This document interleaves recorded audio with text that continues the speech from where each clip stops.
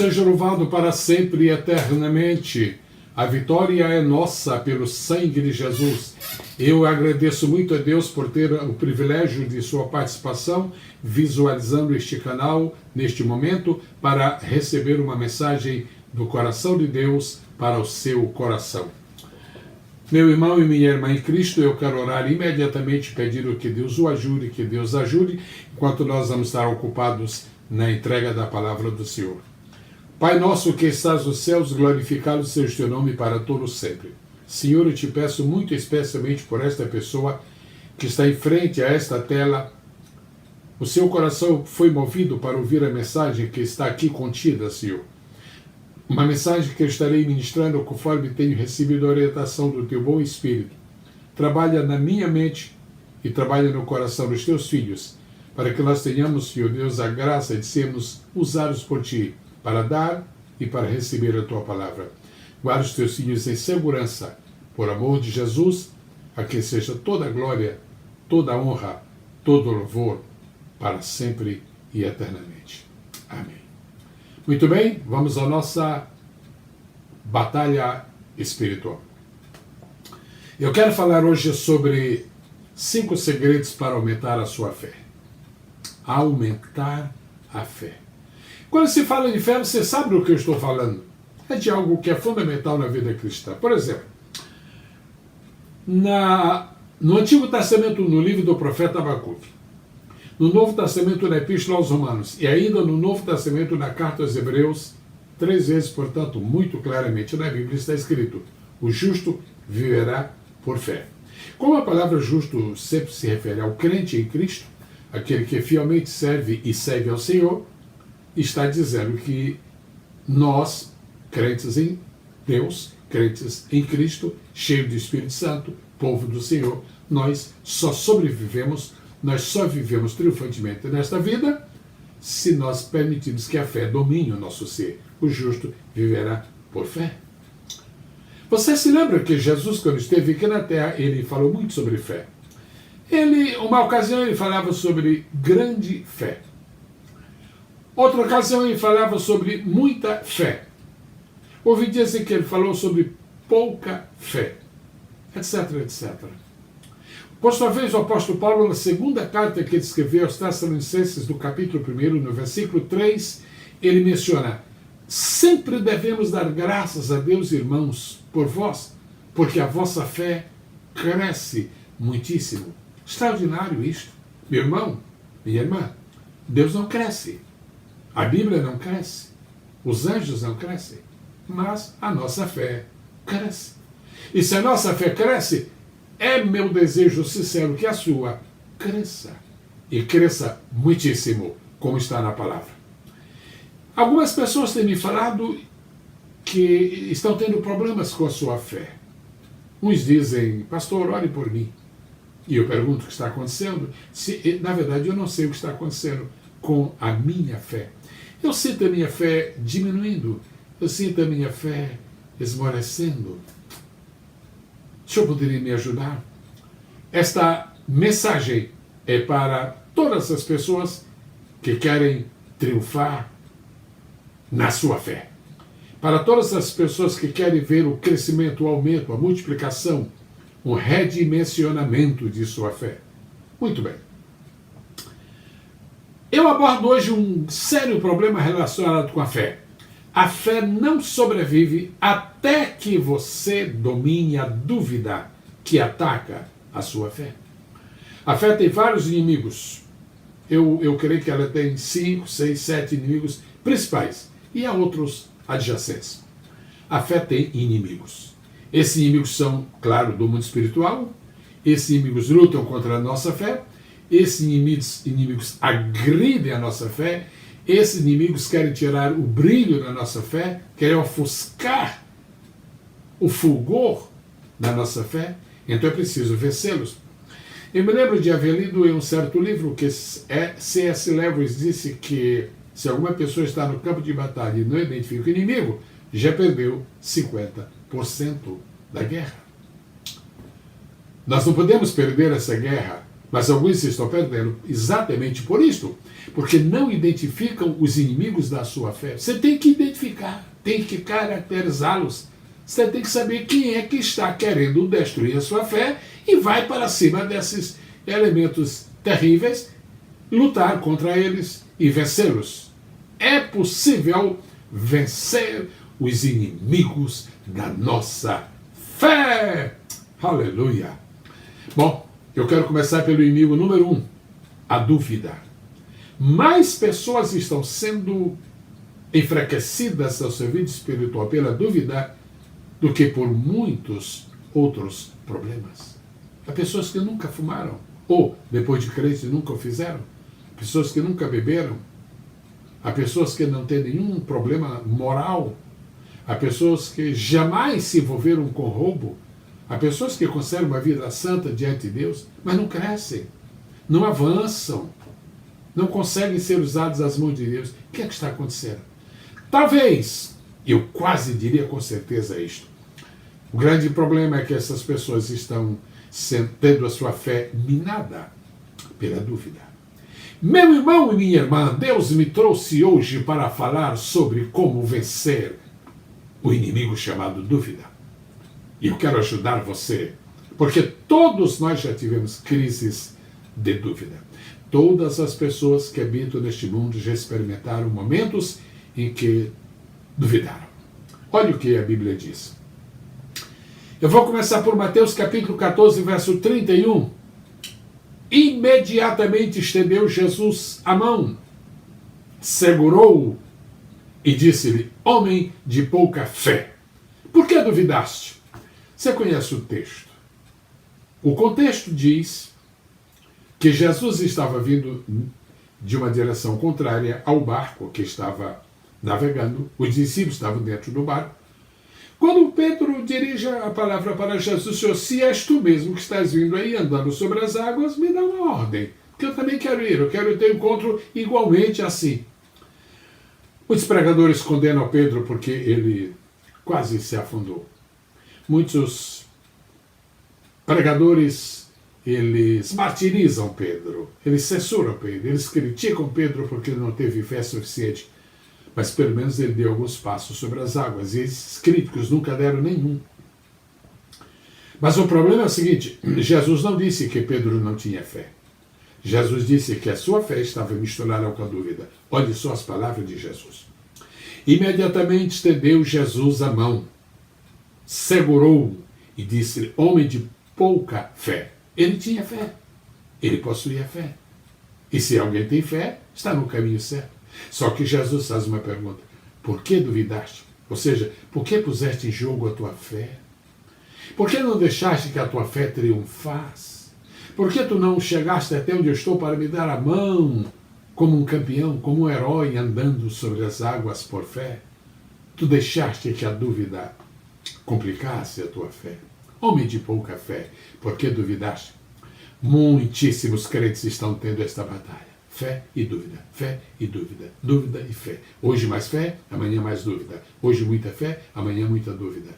Você não vai a lugar nenhum assim. Você nunca será um homem usado por Deus. Você nunca será uma mulher poderosa. Deus quer te usar. Deus quer fazer de ti um grande instrumento. Deus quer te tomar das mãos dele e usar-te para maravilhas, para milagres, para coisas extraordinárias. Vamos batalhar e vamos vencer. Vamos vencer este grande inimigo chamado dúvida. Vamos continuar.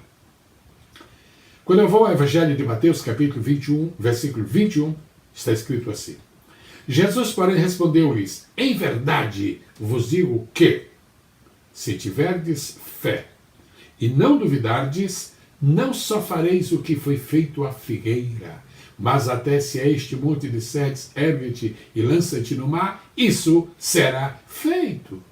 Meu irmão, minha irmã, que coisa extraordinária. Jesus está nos ensinando muitas lições. É lindo. Nós abrimos o Novo Testamento. Por exemplo, os Evangelhos. Jesus aparece ali, você vai ver que Jesus falando, ele está ensinando, ele está ministrando alguma coisa. Abre o seu coração, porque Deus vai continuar falando com você agora. O versículo diz: Jesus, porém, respondeu-lhes. É aquele caso da parábola, é aquele caso da figueira que Jesus amaldiçoou e a figueira secou, morreu. Claro, nunca mais deu fruto. Os discípulos ficaram admirados. Que coisa! Jesus disse, olha, se vocês tiverem fé, e não duvidarem, a fé não pode ser atropelada pela dúvida. A fé não pode ser escamoteada pela dúvida.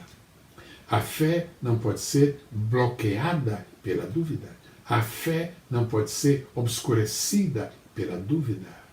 A fé não pode ser minada pela dúvida. Jesus disse, é verdade, vos digo que se tiveres fé e não duvidares. Todo o segredo está aí.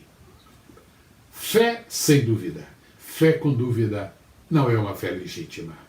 Fé com dúvida não é uma fé integral. Fé com dúvida não é uma fé vencedora.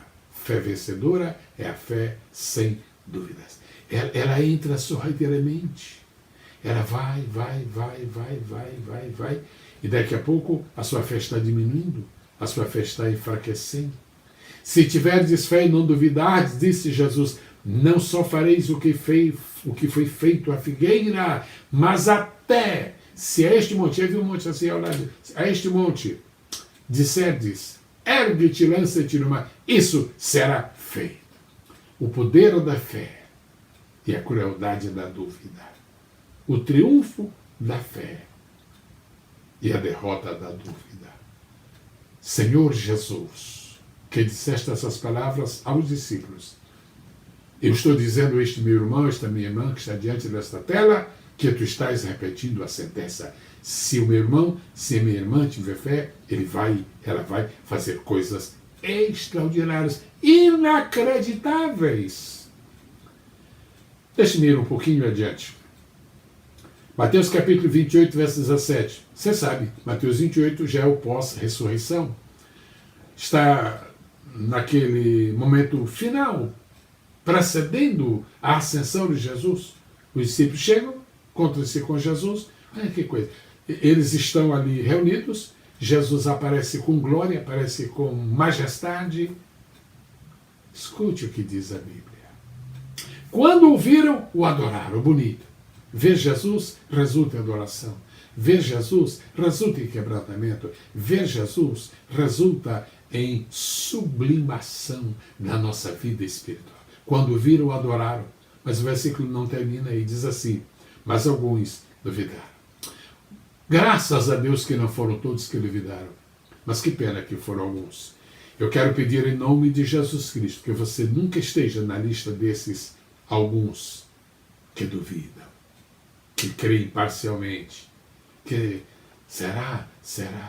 Assistem um milagre e depois perguntam, mas ele estava doente mesmo? Assiste o milagre e diz, mas será que está curado mesmo?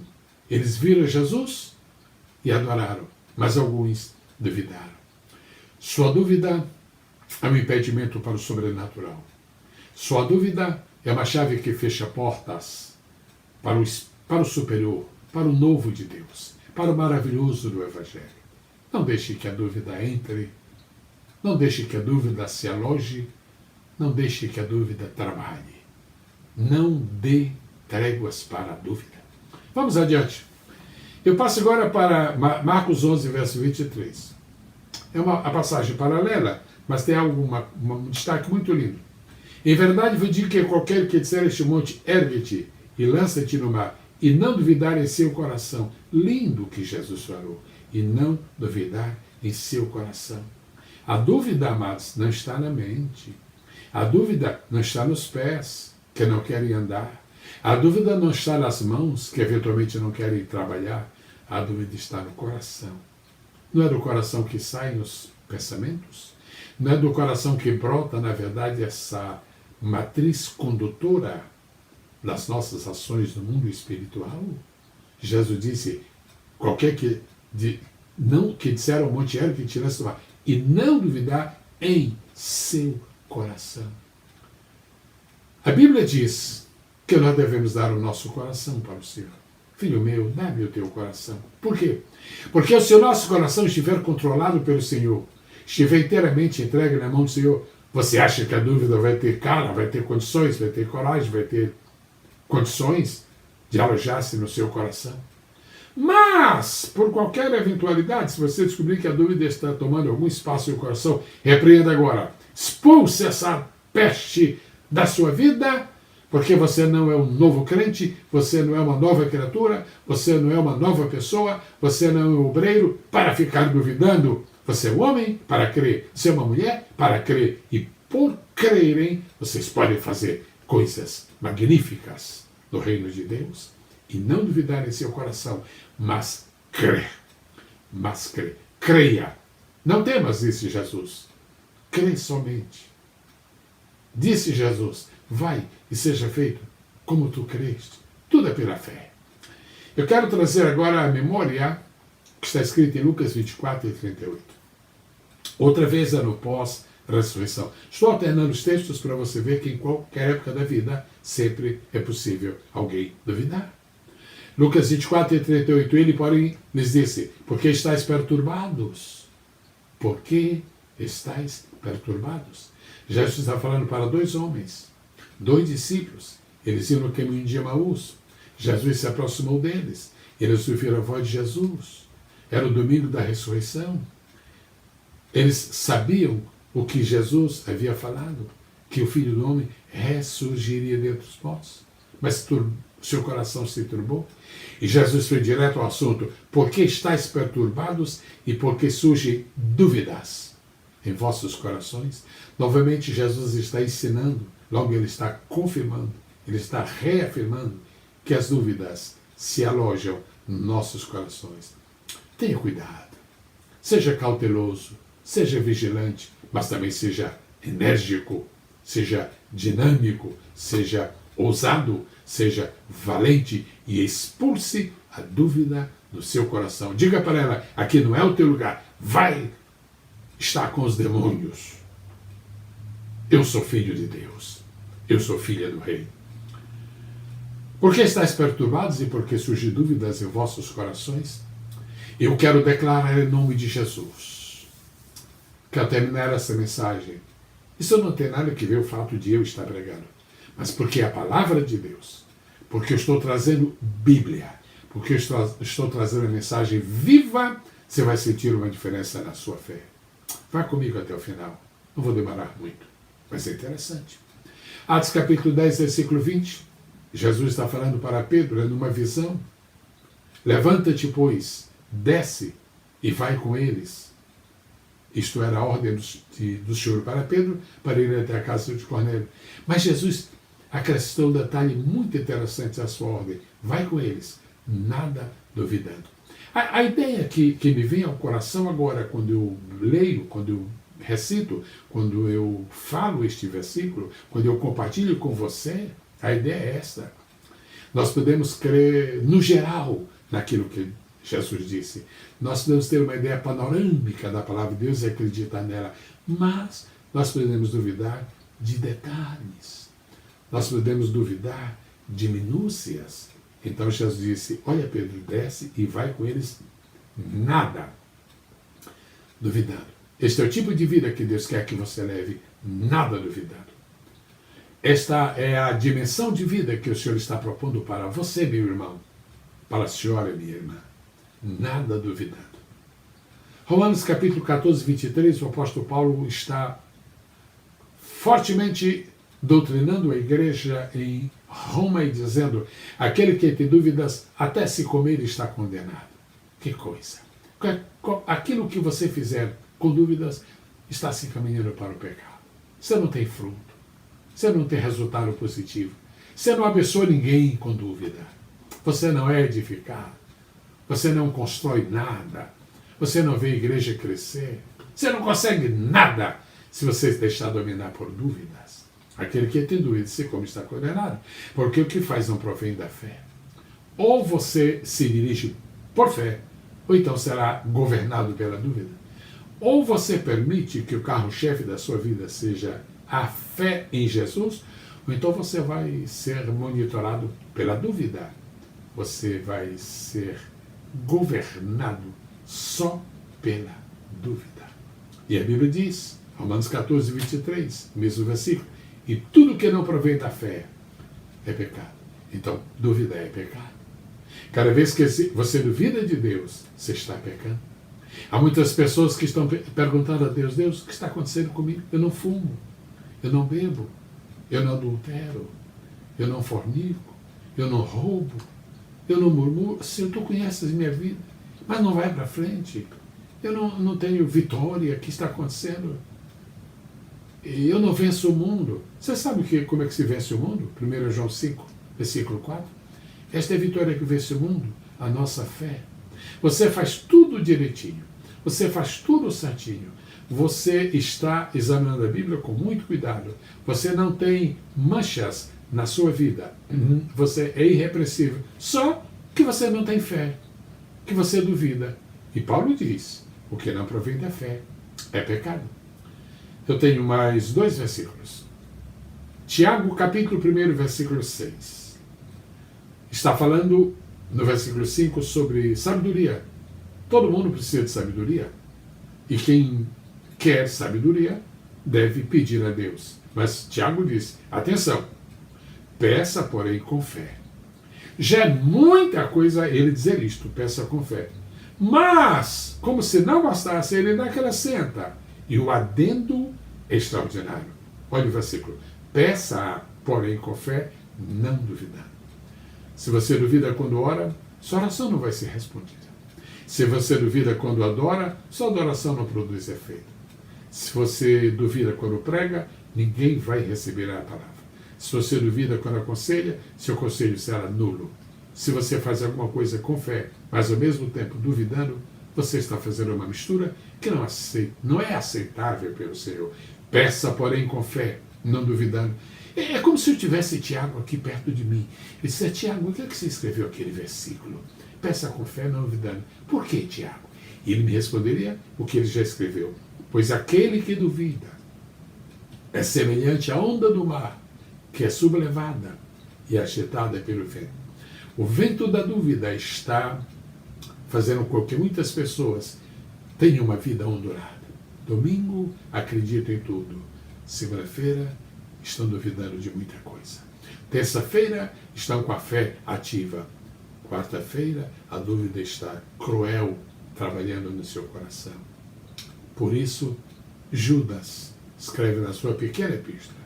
A pequena epístola de Judas é extraordinariamente grande nos seus conceitos.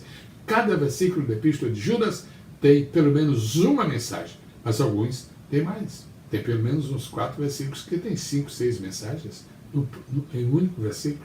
Olha o que Judas escreveu. E apiedai-vos de alguns que estão duvidando.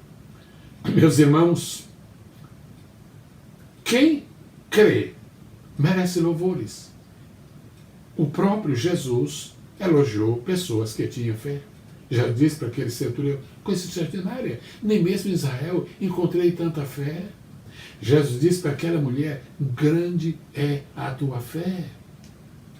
Agora, para quem tem fé, Jesus tem um elogio. Para quem tem fé, Jesus tem uma palavra de apreço. Para quem tem fé, Jesus tem uma palavra de aprovação.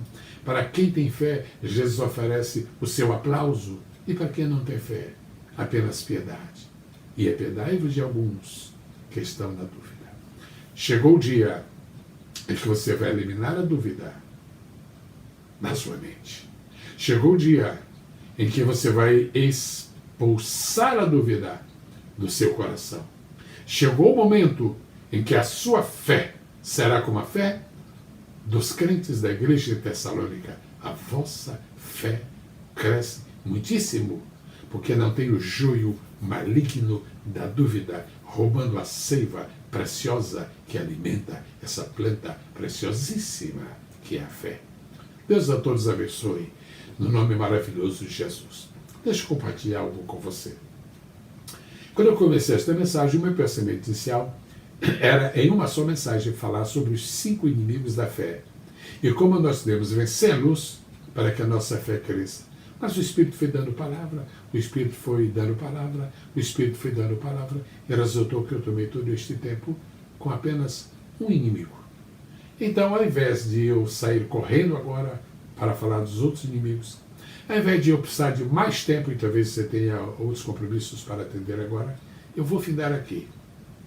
esta palavra e vou lhe fazer uma proposta. Meu irmão e minha irmã, se você deseja que eu volte a este canal para trazer uma segunda mensagem sobre os inimigos da fé e como vencê-los, para que a nossa fé cresça, eu nem vou dizer quais são, mas o primeiro é a dúvida, mas tem mais 4. Você faz o seguinte, escreva aí embaixo no lugar apropriado para comentários, escreva: pastor, eu quero ouvir mais. Pastor, eu quero a continuação. Pastor, fale mais sobre a fé. Diga alguma coisa. Eu lhe peço em nome de Jesus. Se você disser amém, para mim você não pediu nada. Você não manifestou nenhum desejo. Amém, aleluia, forte. Essas palavras às vezes não significam muita coisa. Mas se você disser, eu desejo ouvir mais sobre a fé. Ou então, entre com o segundo capítulo. Ou então, fale mais. Ou então, diga mais coisas sobre como. Você sabe como fazer, mas pelo menos uma linha.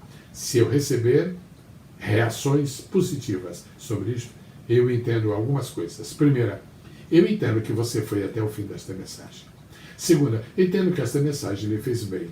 Terceiro, entendo que eu não estou pregando em vão, não estou como João Batista pregando no deserto. Só que João Batista pregava no deserto e tinha sucesso. E, em último lugar, eu creio que eu estou no caminho certo em trazer uma palavra para este momento tão especial da vida. Segredos para aumentar a sua fé. Se você quer que nós continuemos, que eu continue, é só você dizer, continue em nome de Jesus. E para terminar, uma notícia muito boa. Eu tomo só um minuto. Você sabe que o Espírito Santo é Deus. Você sabe que o Espírito Santo tem fruto. Você sabe que o Espírito Santo tem dons para nós. Você sabe que o Espírito Santo tem sensibilidade. Você sabe que o Espírito Santo, ele dirige. Você sabe que o Espírito Santo, ele consola. Você sabe que o Espírito Santo, ele instrui. Você sabe que o Espírito Santo exorta. Há tantas coisas sobre o Espírito Santo. Você não queria fazer um curso só sobre o Espírito Santo? Já pensou? Que coisa linda! Pois bem, no meu site, www.pbsgeselgomes, uma palavra só, pbsgeselgomes.com, você vai encontrar ali um link para você adquirir o curso A Teologia do Espírito Santo. Tudo que você precisa de fundamental sobre o Espírito Santo. E uma coisa, eu vou lhe dar a promoção que eu dei quando eu lancei este curso. Eu vou lhe dar 50% de desconto se você responder agora a este meu apelo. Deus a todos abençoe no nome maravilhoso, santíssimo, extraordinário, inefável, glorioso de nosso Jesus. E não se esqueça, sua fé tem tudo para crescer. Amém e amém.